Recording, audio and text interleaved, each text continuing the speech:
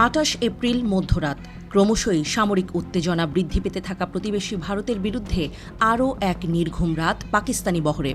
হঠাৎ করেই খবর এলো লাইন অফ কন্ট্রোলের খুব কাছেই ভারতীয় যুদ্ধবিমানের একটি বহর, যেখানে রয়েছে অত্যাধুনিক রাফাল ফাইটার জেট।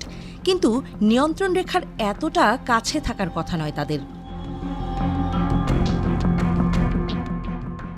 সূত্র মোতাবেক ভারতের হরিয়ানা রাজ্যে অবস্থিত আম্বালা বিমান ঘাঁটি থেকে টেক অফ করে 4টি রাফাল যুদ্ধবিমান। অত্যাধুনিক এসব আকাশযানে ছিল আনুমানিক 200 কিলোমিটার পাল্লার স্পাইস 2000 মডেলের এয়ার টু সারফেস ক্ষেপণাস্ত্র। আর এসব ফাইটার জেটের উদ্দেশ্য ছিল পাকিস্তান।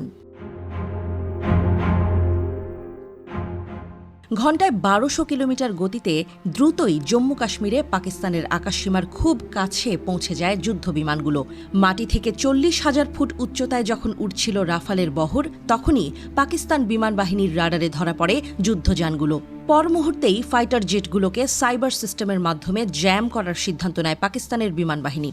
কেননা দূরপাল্লার ক্ষেপণাস্ত্র যুদ্ধবিমানে মজুদ থাকায় নিয়ন্ত্রণ রেখার আকাশসীমা লঙ্ঘন না করেও পাকিস্তানে হামলা চালাতে পারত ভারতীয় ফাইটার জেটগুলো। পরে আকাশ প্রতিরক্ষা ব্যবস্থার ইলেকট্রিক ওয়ারফেয়ারের মাধ্যমে বিমানগুলোকে আটকে দেয় পাক বাহিনী। ফলে অচল হয়ে পড়ে ওপরে উঠতে থাকা ভারতীয় যুদ্ধ বিমানগুলোর সেন্সর, যোগাযোগ ও রাডার ব্যবস্থা।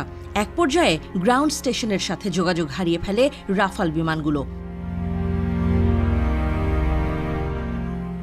ঠিক একই সময়ে ভারতের যুদ্ধ বিমানগুলোকে রুখে দিতে আকাশে অবস্থান নেয় পাকিস্তান বিমান বাহিনীর J-10C মডেলের কয়েকটি যুদ্ধবিমান।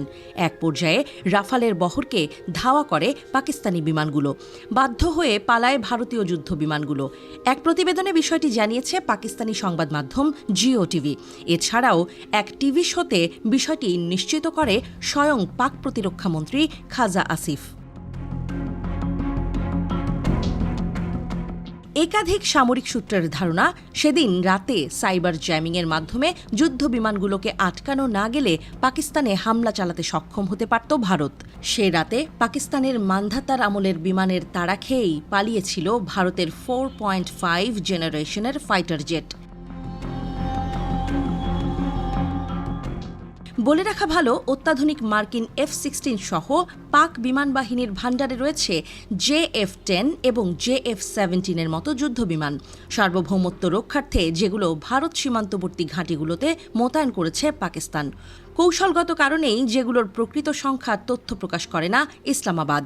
এছাড়াও মিত্র তুরস্কের সহায়তায় পঞ্চম প্রজন্মের যুদ্ধবিমানও নির্মাণ করছে পাকিস্তান। অন্যদিকে ভারতের হাতে রয়েছে ফ্রান্সের তৈরি অন্তত 36টি রাফাল যুদ্ধবিমান। প্রতিবেশীর সাথে উত্তেজনার মাঝেই নৌবাহিনীর জন্য আরও 26টি রাফাল যুদ্ধবিমান কেনার চুক্তি করেছে নয়াদিল্লি। এর আগে পাকিস্তান নিয়ন্ত্রিত আজাদ কাশ্মীরে আকাশসীমা লঙ্ঘন করায় দুটি ভারতীয় কোয়াডকপ্টার ভূপাতিত করে ইসলামাবাদ।